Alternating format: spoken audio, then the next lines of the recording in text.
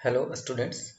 आज हम लोग पढ़ने जा रहे हैं एक और सर्विस मॉडल क्लाउड कंप्यूटिंग की, that is infrastructure as a service.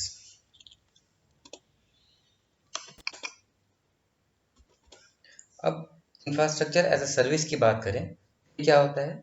ये भी एक डिलीवरिंग ऑन डिमांड सर्विस पे काम करता है। ये भी आपका एक ऑन डिमांड सर्विस बेस्ड है।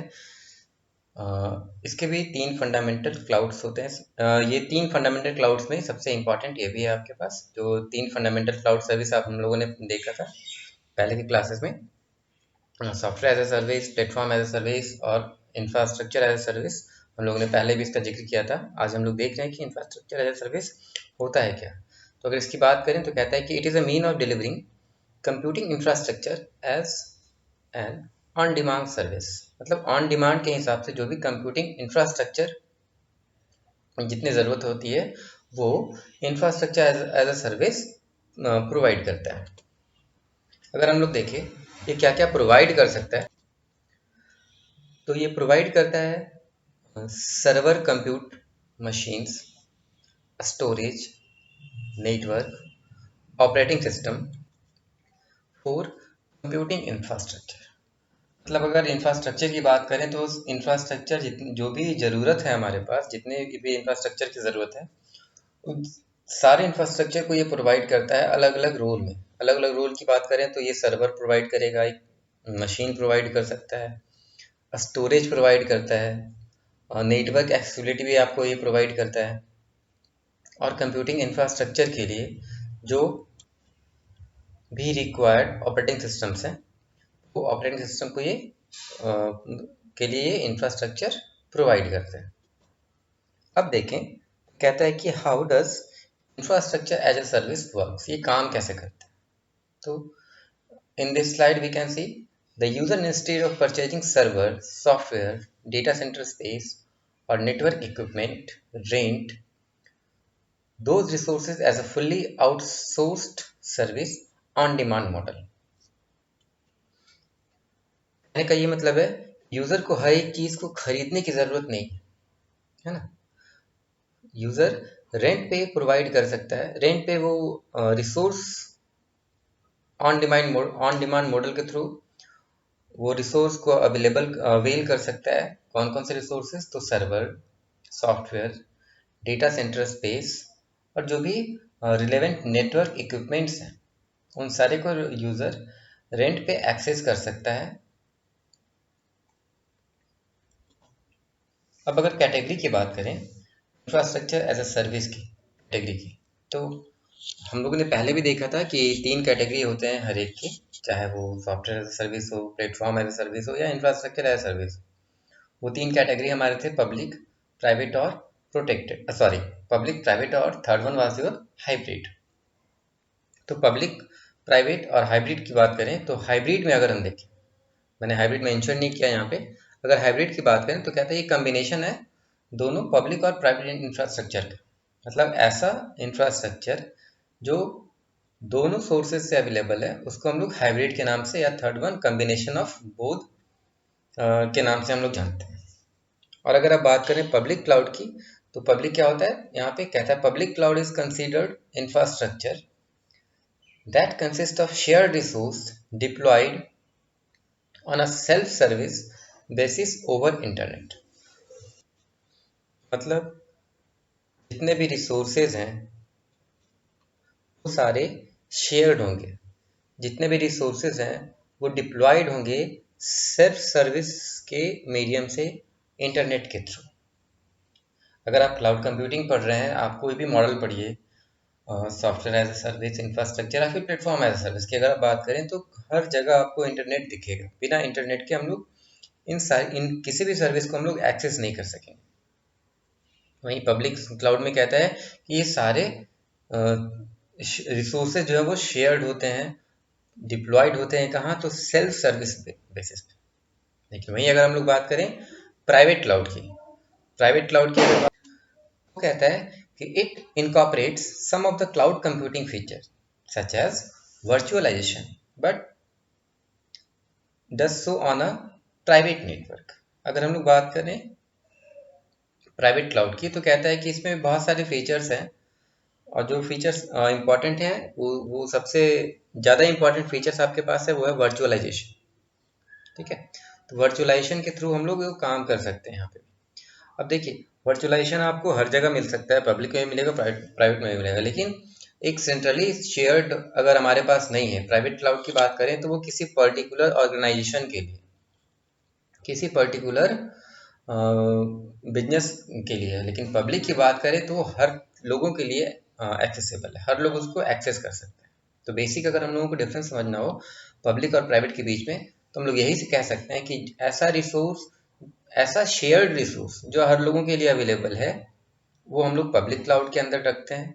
और ऐसा शेयर्ड रिसोर्स जो पर्टिकुलर ऑर्गेनाइजेशंस के लिए ही अवेलेबल है, जो पर्टिकुलर एक ग्रुप ऑफ मेंबर्स के लिए, ग्रुप ऑफ पीपल्स के लिए, ग्रुप ऑफ एम्प्लॉयज के लिए वो अवेलेबल है, वो प्राइवेट क्लाउड के अंदर आता है। अब अगर हम लोग कैरेक्टरिस्टिक देखें इंफ्रास्ट्रक्चर एज ए सर्विस की, तो कहता है resources are distributed as a service. जितने भी रिसोर्सेज है वो सारे डिस्ट्रीब्यूटेड होते हैं सर्विस के टर्म पे।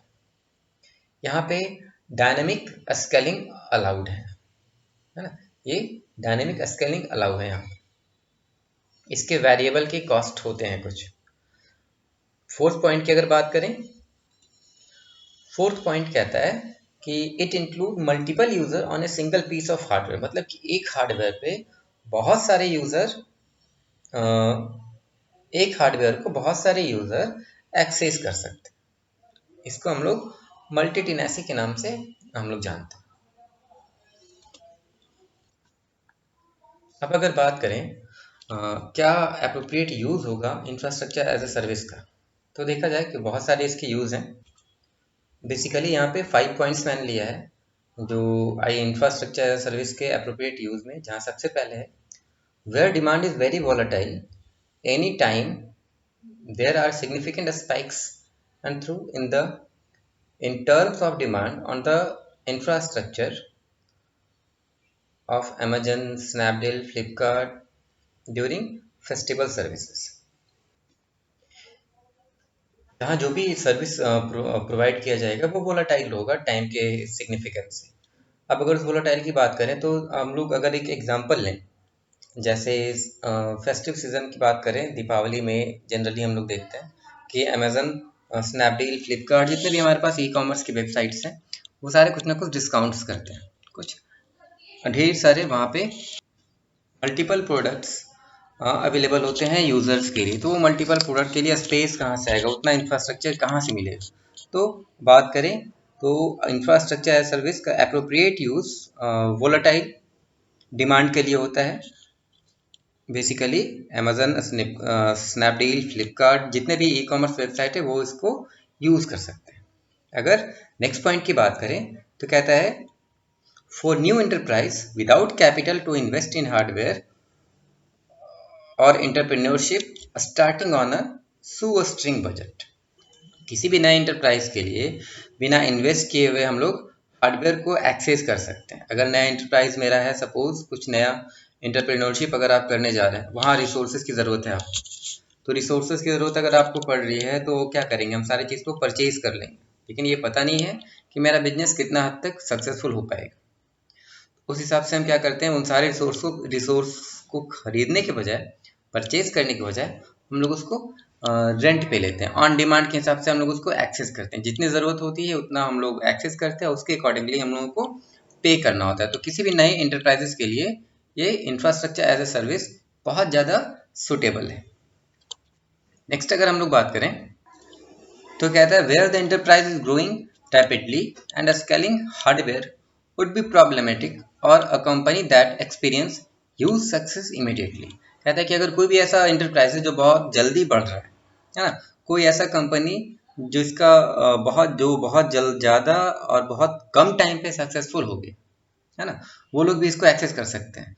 क्यों एक्सेस कर सकते हैं और कैसे कर सकते हैं, अगर कोई एंटरप्रेन्योरशिप तुरंत ग्रो कर गया तो हमारे पास टाइम नहीं है कि हम उतना सारा चीज़ परचेज कर सकें, उसको इंस्टॉल कर सकें, तो हम क्या करते हैं, रेंट पे हम लोग इंफ्रास्ट्रक्चर ले लेते हैं। हम लोग क्लाउड बेस्ड सर्विस प्रोवाइड करते हैं, सर्विस प्रोवाइडर के थ्रू हम लोग उन सारे इंफ्रास्ट्रक्चर को हम लोग रेंट पे लेते हैं जो नए ग्रोइंग इंटरप्राइजेस के लिए बेनिफिशियल होते हैं। वहीं अगर दूसरी पॉइंट में बात करें तो कहता है कि where the enterprise is growing rapidly, same point repeated है यहाँ पे। नेक्स्ट अगर पॉइंट देखें, लास्ट पॉइंट की बात करें तो लास्ट पॉइंट है for a specific line of business, trade और टेम्पररी इंफ्रास्ट्रक्चर नीड। मतलब अगर हम लोगों को कुछ स्पेसिफिक यूज़ करना है, बहुत ज़्यादा यूज़ नहीं करना है, टेम्पररी वे पे अगर हम लोगों की ज़रूरत है कुछ एक्सेस करने की, तो हम उसको परचेज करने के बजाय रेंट पे लेते हैं।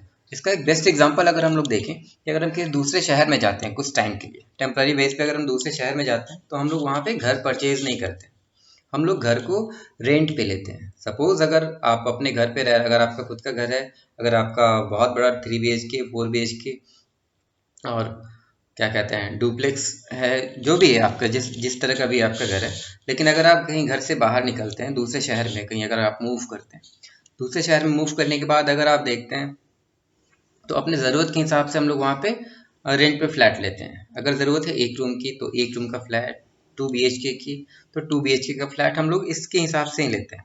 मतलब जितना रिक्वायरमेंट उतना एक्सेस करते हैं और उसी के अकॉर्डिंगली हम लोग वहाँ पे रेंट पे करते हैं। सेम वही चीज़ क्लाउड पे इंफ्रास्ट्रक्चर एज अ सर्विस में भी हमारे पास है कि जितनी ज़रूरत है उतना ही हम एक्सेस करेंगे और उसके अकॉर्डिंगली हम लोगों को पे करना होगा। अगर कोई टेम्पररी इंफ्रास्ट्रक्चर की बात करें, अगर आप रेंट पे रहते हैं, अगर हम रेंट पे रहते हैं तो क्या that one is not fixed for us, that one is only temporary infrastructure for us. तो जो टेम्पररी इंफ्रास्ट्रक्चर पे हम लोग हैं वो उसके लिए हम लोगों को पे करना है और जितना हम यूज़ कर रहे हैं उतना ही हम पे करेंगे। तो ये था आपके पास इंफ्रास्ट्रक्चर एज अ सर्विस के बारे में कुछ इंपॉर्टेंट पॉइंट्स। अगर कोई भी आपके पास डाउट है आप बेझिझक कमेंट करिए। Thank you.